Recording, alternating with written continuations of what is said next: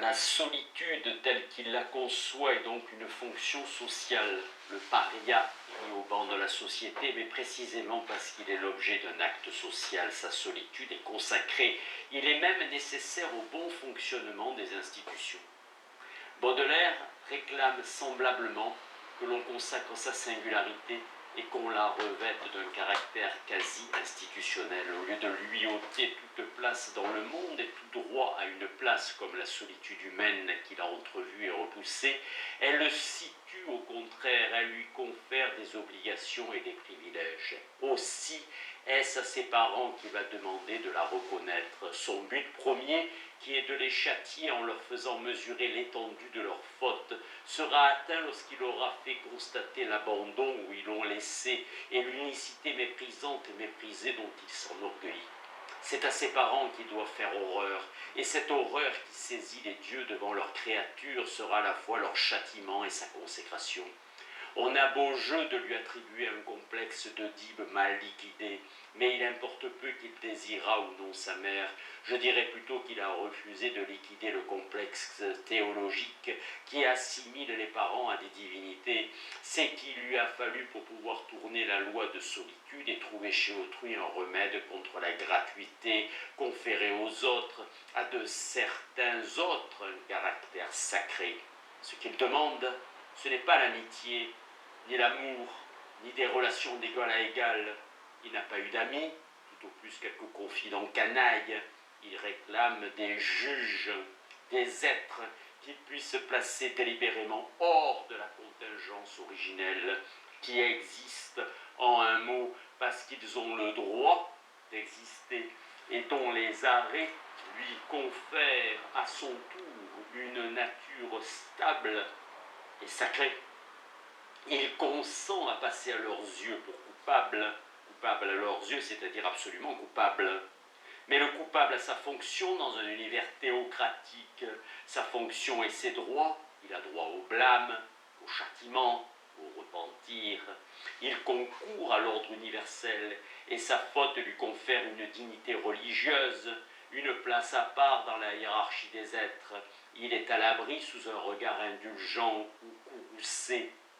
Relisez plutôt La Géante.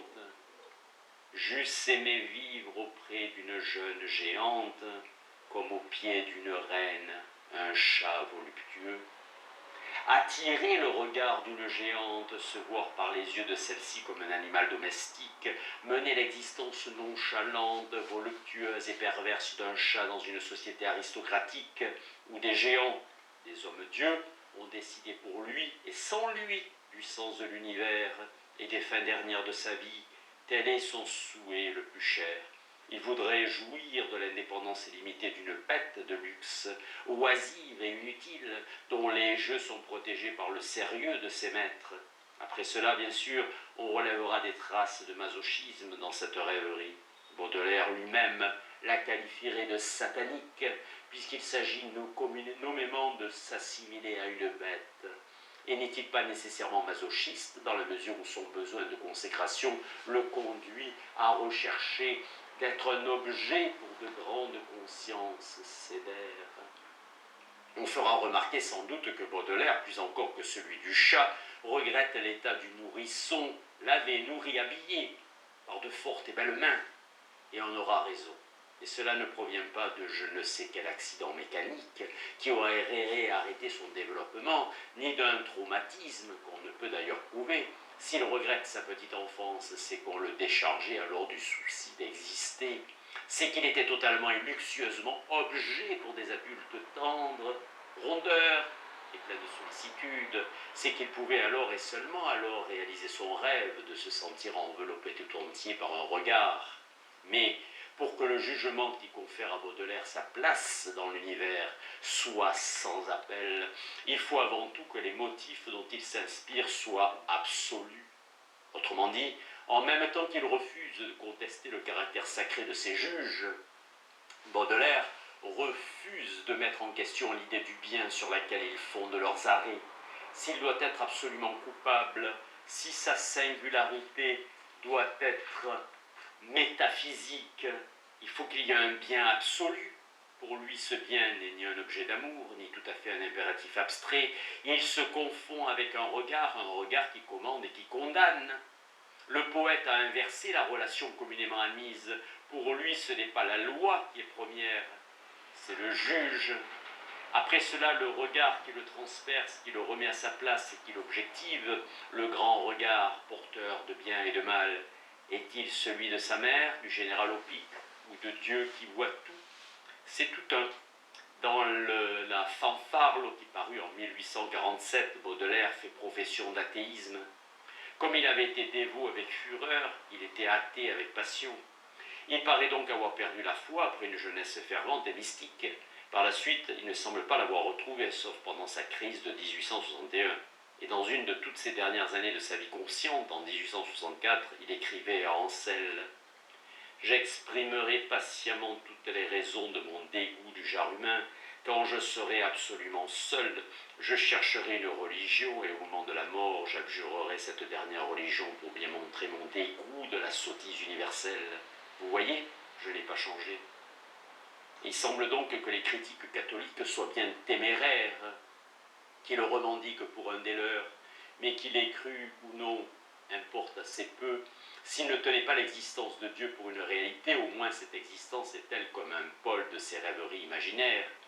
Il écrit dans Fusée « Quand même Dieu n'existerait pas, la religion serait encore sainte et divine. Dieu est le seul être qui, pour régner, n'est même pas besoin d'exister. Ce qui compte plus que l'existence nue, c'est donc la nature et les fonctions de cet être tout-puissant. Or, il faut noter que le Dieu de Baudelaire est terrible. Il envoie ses anges pour torturer les pécheurs. Sa loi est l'Ancien Testament entre lui et les hommes. Pas d'intercesseur. Baudelaire paraît avoir ignoré le Christ. Jean Massin lui-même note cette tragique ignorance du Sauveur.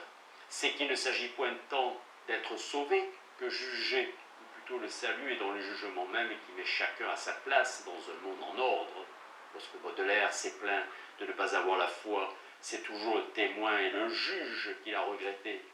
Je désire de tout mon cœur croire qu'un être extérieur et invisible s'intéresse à ma destinée, mais comment faire pour le croire? Ce qui lui manque, ce n'est pas l'amour divin et la grâce, c'est ce regard pur et extérieur qui l'envelopperait et le porterait. C'est encore le point de vue qu'il adopte dans Mon cœur mis à nu lorsqu'il expose cette étrange démonstration de l'existence divine. Calcul en faveur de Dieu. Rien n'existe sans but, donc mon existence a un but.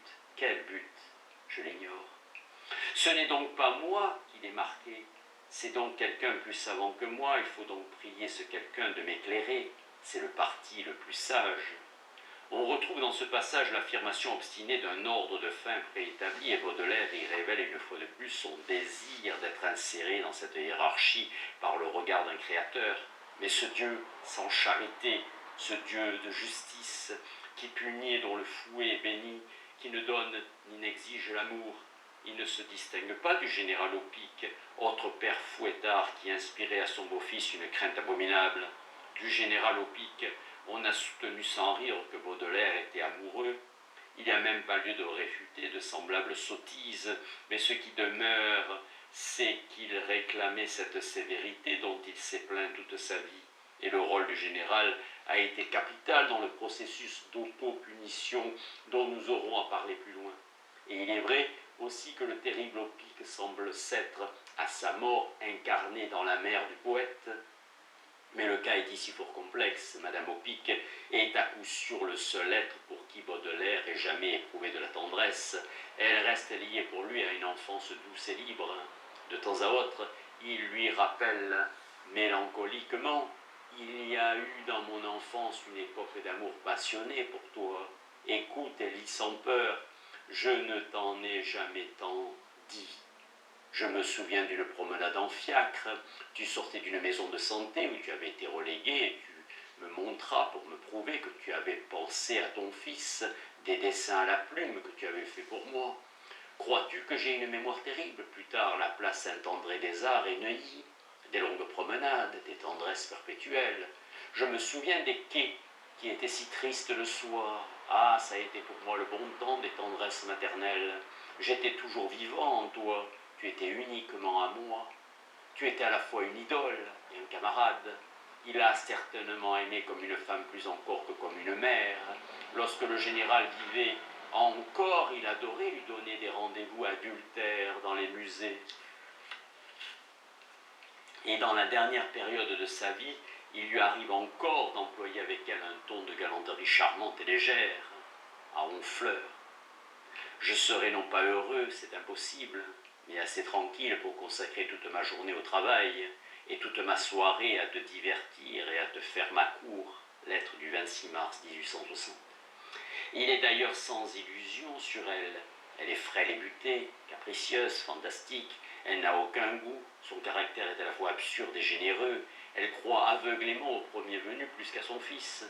Mais peu à peu, Opic l'a contaminée. Sa sévérité a déteint sur elle, et après la mort de son mari, elle reprend bien malgré elle son rôle écrasant de justicier. C'est qu'il faut absolument un témoin, Baudelaire. Elle n'a pourtant ni la force ni le désir de le châtier, mais il se remet à trembler devant cette petite femme insignifiante qu'il connaît par cœur. Il lui avoue en 1860, il a près de 40 ans, il faut que tu apprennes une chose que probablement tu n'as jamais devinée, c'est que tu m'inspires une très grande crainte. Il n'ose pas lui écrire quand il n'est pas content de lui, et il traîne dans ses poches pendant des journées entières les lettres qu'elle lui envoie sans oser les décacheter. Tantôt par crainte de tes reproches, tantôt par peur d'apprendre sur ta santé des nouvelles affligeantes, je n'ose pas décacheter tes lettres. Devant une lettre, je ne suis pas brave. Ses reproches, il sait qu'ils sont injustes, aveugles et inintelligents, qu'elle les lui adresse sous l'influence d'Anselme ou de son voisin d'Honfleur ou d'un curé qu'il déteste. N'importe, ce sont pour lui des condamnations sans appel. Il a investi malgré elle du pouvoir suprême de le juger, et même s'il conteste un à un les motifs du jugement, la sentence demeure inébranlée. Il a choisi de se jeter devant elle dans la situation du coupable. Ses lettres sont des confessions à la russe, et comme il sait qu'elle le blâme, il s'ingénie à lui fournir des raisons, il en remet. Et surtout, il tient à se racheter aux yeux de sa mère. Un de ses plus brûlants, de ses plus constants espoirs, c'est qu'il viendra un jour où elle réformera solennellement son jugement sur lui. À 41 ans, pendant sa crise de dévotion, il prie Dieu de lui communiquer la force nécessaire pour accomplir tous ses devoirs et d'octroyer à sa mère une vie assez longue pour jouir de sa transformation. Ce souhait revient souvent dans sa correspondance. On sent qu'il est pour lui d'une importance capitale et métaphysique. Cet ultime jugement qu'il attend, c'est une consécration de sa vie. Si sa mère mourait sans que la cérémonie ait eu lieu, la vie de Baudelaire serait gâchée. Elle se poursuivrait au petit bonheur, elle serait envahie soudain par l'affreuse gratuité qu'il repousse de toutes ses forces. Mais si au contraire elle se déclarait un jour satisfaite, elle aurait marqué de son sceau cette existence tourmentée. Baudelaire aurait fait son salut parce que sa grande conscience vague serait entérinée. Mais cette sévérité qui tantôt se dépouille jusqu'à n'être plus que le pur regard de Dieu et tantôt s'incarne dans un général, dans une femme vieillissante et futile, elle peut prendre aussi d'autres formes. Tantôt ce seront les magistrats de Napoléon III, tantôt les membres de l'Académie française qui seront revêtus d'une dignité inattendue. On a prétendu que Baudelaire a été surpris par la condamnation des Fleurs du Mal. C'est faux. Il s'y attendait. Ses lettres à Poulet-Malassis le prouvent. On pourrait même dire qu'il a recherché. Et de la même façon, lorsqu'il a posé sa candidature à l'Académie, il souhaitait des juges plutôt que des électeurs, puisqu'il entendait que le vote des immortels fût sa réhabilitation. François Porcher écrit fort justement « Baudelaire a donc pensé que s'il parvenait à franchir le seuil de l'Académie, la suspicion qui l'entourait cesserait du même coup. » Et évidemment, mais le raisonnement comportait un cercle vicieux, puisque c'était cette suspicion même qui ôtait au poète toute chance de succès.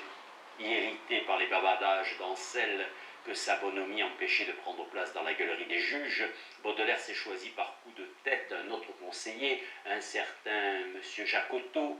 Il s'en déclare ravi, Avec ses airs évaporés et son amour du plaisir, il m'apparaît comme un homme sage. Au moins a-t-il le sens des convenances, et il a bien prouvé dans cet interrogatoire multiplié mais amical qu'il m'a fait subir. Il reconnaît donc lui-même que Jacotot lui parle sur un ton qui lui plaît. Or voici comment Jacotot s'exprime sur Baudelaire dans une lettre à Madame Aupic. Il est fort calmé, et je lui ai fait sentir l'inconvenance de semblables procédés vis-à-vis d'un ami respecté et ami de sa mère. Tout en convenant de ses torts, il a persisté à ne pas vouloir avoir de rapport avec lui. Je crois à sa véracité, car il a tout intérêt à se bien conduire et à ne pas vous induire en erreur, ni moi non plus. Nous sommes donc forcés de conclure que Baudelaire aimait ce ton discrètement protecteur, lui-même d'ailleurs explique à sa mère avec une sorte de fatuité qu'il a été grondé. Jacotot, dit-il, a commencé par me reprocher très vivement ma violence, et il ajoute « Jacotot m'a demandé si je me soumettrais à une espèce de surveillance de sa part. Au cas où il se substituerait à Ancel, je lui ai dit que j'acceptais bien volontiers. Et le voilà tout heureux d'avoir changé de maître. Ainsi, tant il est vrai que chacun façonne son destin à son image, Baudelaire, qui a choisi originellement de vivre en tutelle, a été comblé par le sort. L'existence de son conseil de famille a été sans doute pour lui la source d'humiliation et d'embarras innombrables, et il a très sincèrement détesté. Mais pour cet amateur de fou et de juge, ce tribunal était indispensable. Il satisfait chez lui un besoin. Aussi n'y faut-il pas voir un accident malheureux brisant une carrière, mais l'image très exacte des aspirations du poète est comme un organe nécessaire à son équilibre. Grâce à lui, il fut toujours à la tâche, toujours dans les chaînes. Toute sa vie, ces hommes graves et imposants que Kafka eût nommés des messieurs eurent le droit de lui parler sur un ton de sévérité paternelle. Il dut mendier de l'argent comme un étudiant dépensier, et il n'en reçut jamais, grâce à la bienveillance de ses nombreux pères que la loi lui avait donnés. Il fut un éternel mineur, un adolescent vieilli, et vécut dans la fureur et la haine, mais sous la garde vigilante et rassurante d'autrui.